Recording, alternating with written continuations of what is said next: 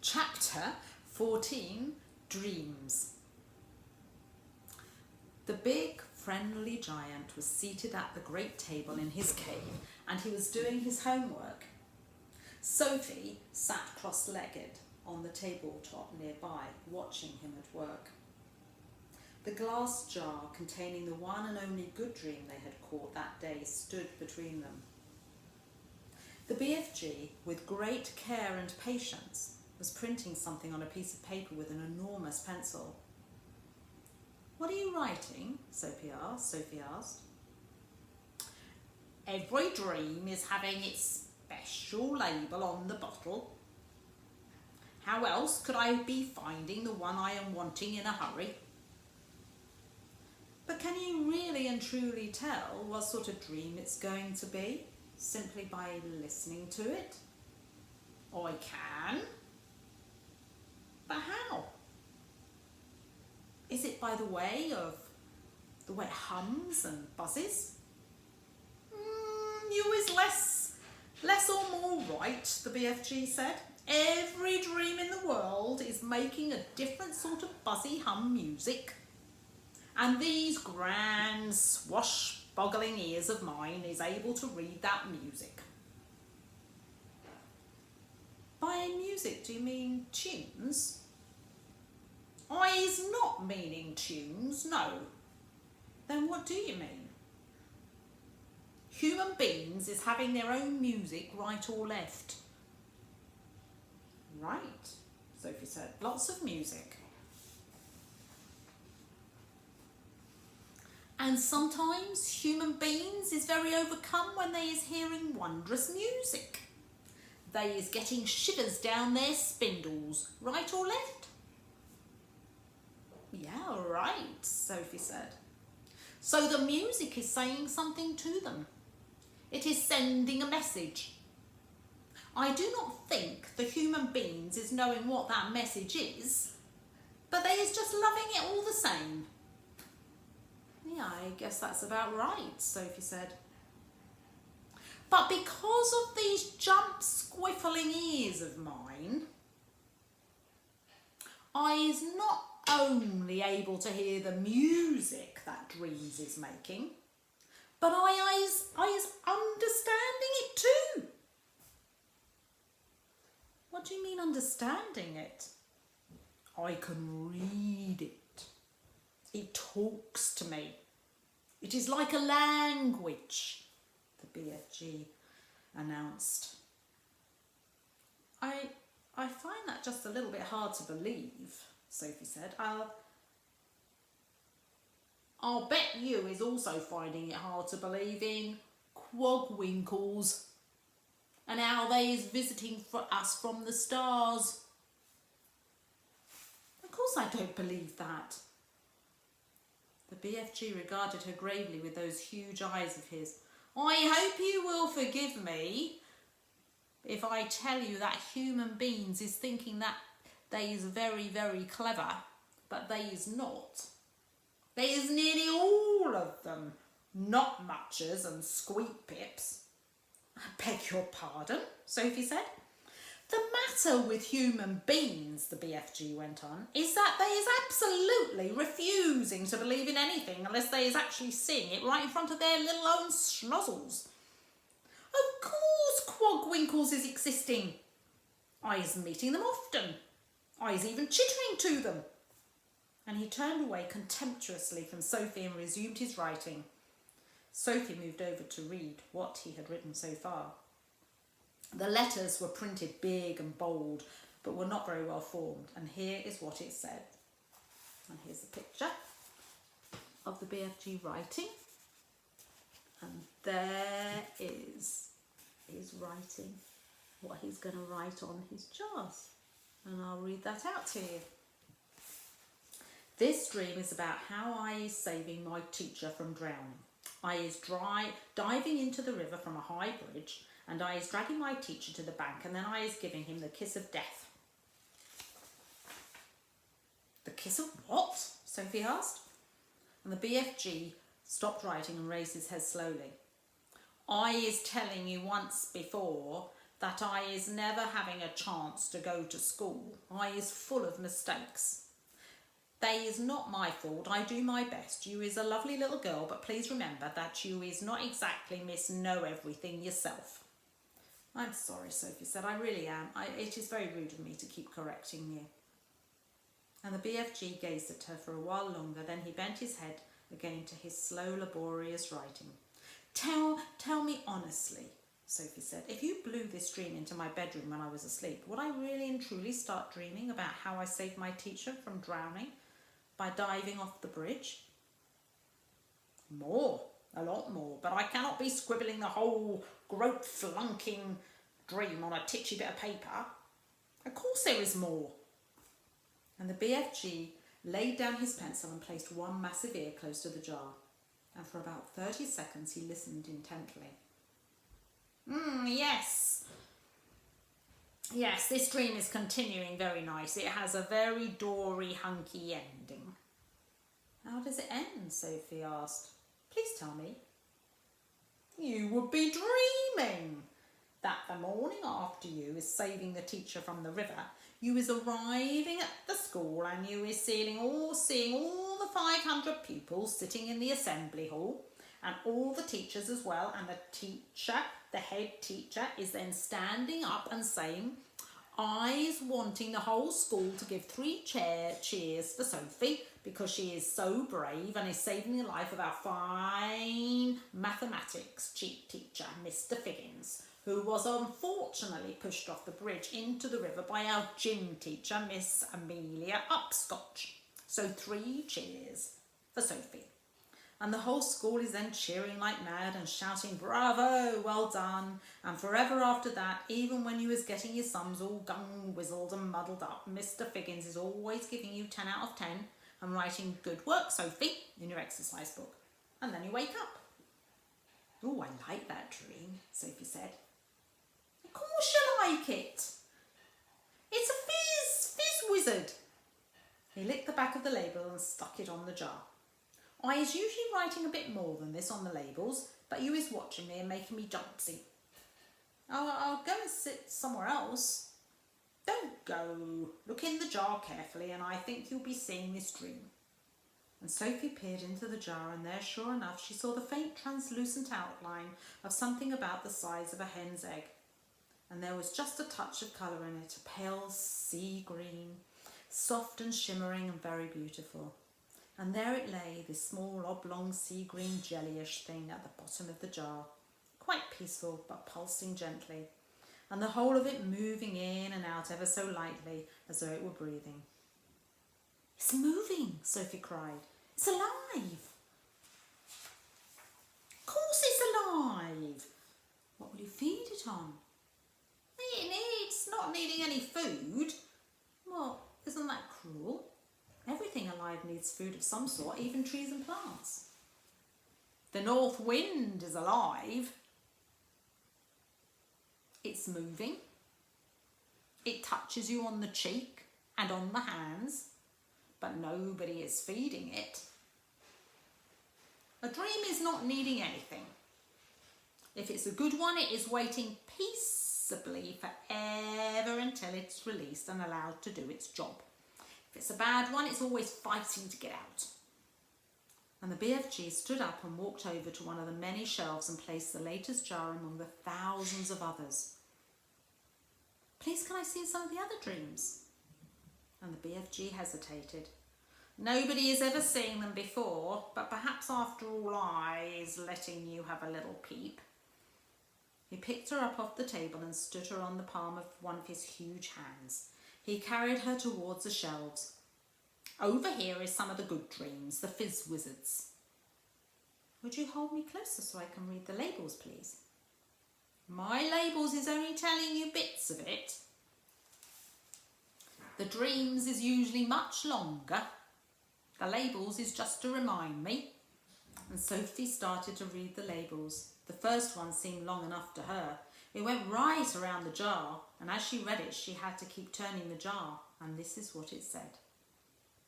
Today, I is sitting in class, and I discovered that if I is staring very hard at my teacher in a special way, I is able to put her to sleep. So I keep staring at her, and in the end her head drops onto her desk and she goes fast asleep and snorkles loudly. Then in marches the head teacher and he shouts, "Wake up, Miss Plumridge, how dare you go to sleep in class? Go fetch your hat and coat and leave the school, forever you is sacked." But in a jiffy I is putting the head teacher to sleep as well, and he just crumples slowly to the floor like a lump of jelly. And there he lies all in a heap and starts snorkeling even louder than Miss Plumridge. And then I is hearing my mummy's voice saying, "Wake up, your breakfast is ready." "What a funny dream," Sophie said. "It's a ring, Bella, it's Wopsy." And inside the jar, just below the edge of the label, Sophie could see the putting to sleep dream lying peacefully on the bottom, pulsing gently sea green like the other one, but perhaps a trifle larger. "Do you have separate dreams for boys and for girls?" Wrong voice. "Do you have separate dreams for boys and for girls?" Sophie asked. "Of course. If I is giving a girl's dream to a boy, even if it really is a wopsy girl's dream, the boys will be waking up and thinking what a rock-bungling, green, sludging old dream that was." "Boys would," Sophie said. "Here is all the girls' dream on this shelf," the BFG said. "Well, can I read a boy's dream, please?" "You can." And he lifted her to a higher shelf, and the label on the nearest boy's dream jar read as follows: "I is making myself a marvellous pair of suction boots, and when I put them on, I is able to walk straight up the kitchen wall and across the ceiling." Well, I is walking upside down on the ceiling when my big sister comes in, and she is starting to yell at me as she always does. Yelling, "What on earth are you doing up there walking on the ceiling?" And I looks down at her and I smiles and I say, I told you you was driving me up the wall, and now you has done it." "I find that one rather silly," Sophie said. "Boys wouldn't," the BFG said, grinning. "It's another ring, Bella. Perhaps you've seen enough now." "Oh, no, let me read one more, another boy's one." And the next label said, "The telephone rings in our house and my father picks it up and says in his very important telephone voice, 'Simpkins speaking.' And then his voice goes white and his voice goes all funny and he says, 'What? Who?' And then he says, 'Yes, sir, I understand, sir, but surely it is me you is wishing to speak to, sir, not my little son.' And my father's face is going from white to dark purple and he is gulping like he has a lobster stuck in his throat. And then at last he is saying, 'Yes, sir, very well, sir, I will get him, sir.' And he turns to me and he says in a rather respectful voice, 'Is you knowing the President of the United States?' And I says, 'No, but I expect he is hearing about me.' And then I is having a long talk on the phone and saying things like, 'Let me take care of him, Mr. President. You'll bungle it up if you do it your way.' And my father's eyes is goggling right out of his head, and that is when I is hear my father's real voice saying, 'Get up, you lazy slob, or you'll be late for school.' Boys are crazy, aren't they? Let me read this next one." And Sophie started reading the next label. "I is having a bath and I is discovering that if I press quite hard on my tummy button, a funny feeling comes over me and suddenly my leg's not there, nor is my arms. And in fact, I've become absolutely invisible all over. I is still there, but no one can see me, not even myself. So my mummy comes in and says, 'Where is that child? He was in the bath a minute ago and he can't possibly have washed himself properly.' So I says, 'Here he is.' And she says, 'Where?' And I say, 'Here.' And she says, 'Where?' And I say, 'Here.' And she yells, 'Henry, come quick.' And when my daddy rushes in, I is washing myself and my daddy sees the soap floating around in the air. But of course he's not seeing me and he shouts, 'Where are you, boy?' And I says, 'Here.' And he says, 'Where?' And I say, 'Here.' And he says, 'Where?' And I says, 'Here.' And he says, 'The soap, boy, the soap, it's flying in the air.' And then I press my tummy button again and now I'm invisible. And my daddy is squiffy with excitement and he says, 'You is the invisible boy.' And I says, 'Now I's going to have some fun. So when I is out of the bath and I have dried myself and I put my dressing gown and slippers and I press my tummy button again to become invisible and I go down into the town and walk in the streets, and of course only me is invisible but not the things I is wearing. So when people is seeing a dressing gown and slippers floating along the street with nobody in it, there is panic and everyone is yelling, "A ghost, a ghost," and people is screaming left and right and big strong policemen is running for their lives, and best of all I see Mr. Grummet, my algebra teacher, coming out of the pub, and I float up to him and say "Boo!" and he lets out a frightsome howl and dashes back into the pub, and then I waking up and feeling happy as a whiff squiddler. Well, that's pretty ridiculous, Sophie said. All the same, she couldn't resist reaching down and pressing her own tummy button to see if it worked, but nothing happened. Dreams is very mystical things, the BFG said. Human beings is not understanding them at all. Not even their brainiest professors is understanding them. Has you seen enough? Just one last one. This one here. And she starts reading.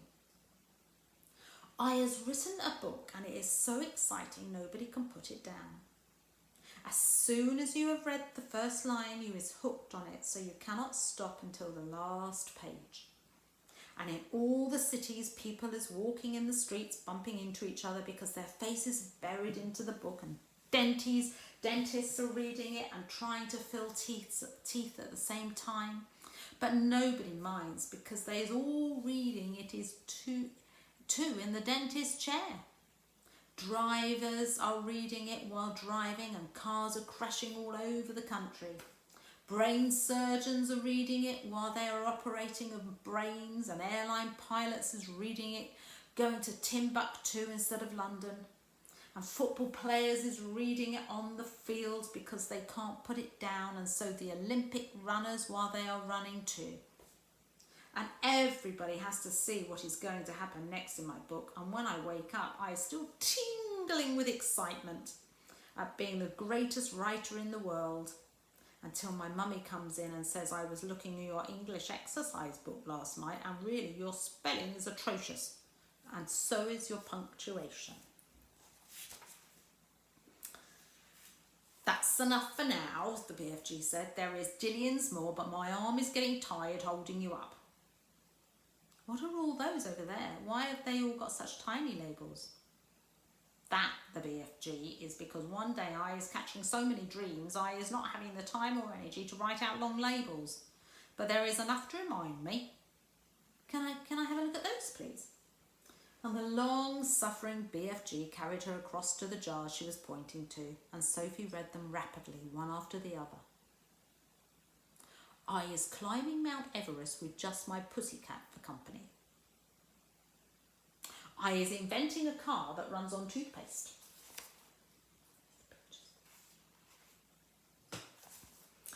I is able to make the electric lights go on and off just by wishing it. I is only an 8-year-old little boy, but I is growing a splendid bushy beard and all the other boys is jealous. I is able to jump out of any high window and float down safely. I like the thought of that one. I has a pet bee that makes rock and roll music when it flies. What amazes me, Sophie said, is how you ever learned to write in the first place. Ah, said the BFG, I has been wondering how long it is before you asking me that. Considering you never went to school, I think it's quite marvellous, Sophie said. How did you learn? And the BFG crossed the cave and opened a tiny secret door in the wall. And he took out a book, very old and tattered. And by human standards it was an ordinary sized book, but it looked like a postage stamp in his huge hand. One night, as I is blowing a dream through a window, I sees this book lying on this little boy's bedroom table. I wanted it so very badly, you understand? But I is refusing to steal it. I would never do that. So how did you get it? I borrowed it.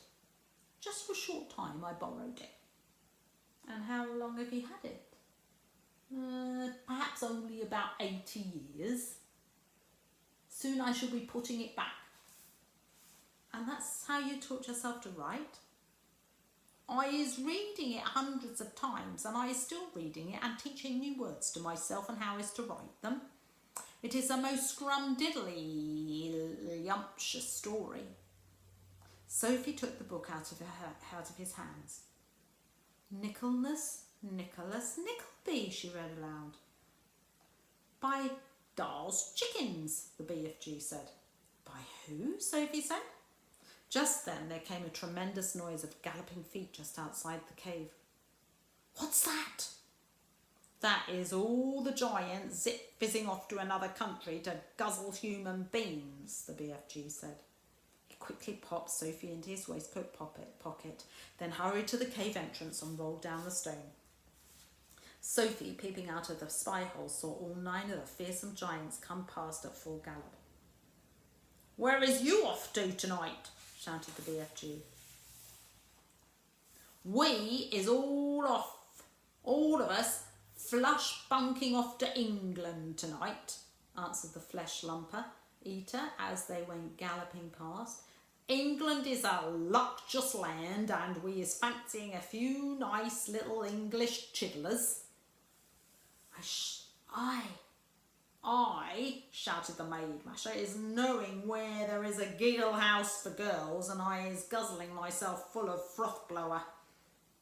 And I know where there is a boggle box for boys, shouted the gizzard gulper. All I has to do is reach in and grab myself a handful. English boys is tasting extra liquishy. And in a few seconds the 9 galloping giants were out of sight. What did they mean? Sophie said, poking her head out of the pocket. What is a giggle house for girls? He is meaning a girls' school. He will be eating them by the bundle. Oh no, cried Sophie. And boys from a boys' school. Oh no, it mustn't happen, Sophie cried out. We've got to stop them. We can't just sit here and do nothing. There's not a thing we can do. We is helpless as horse feathers. And he sat down on a large craggy rock near the entrance to his cave, and he took Sophie from his pocket and put her beside him on the rock. It is now quite safe for you to be outside until they is coming back. And the sun had dipped below the horizon, and it was getting dark.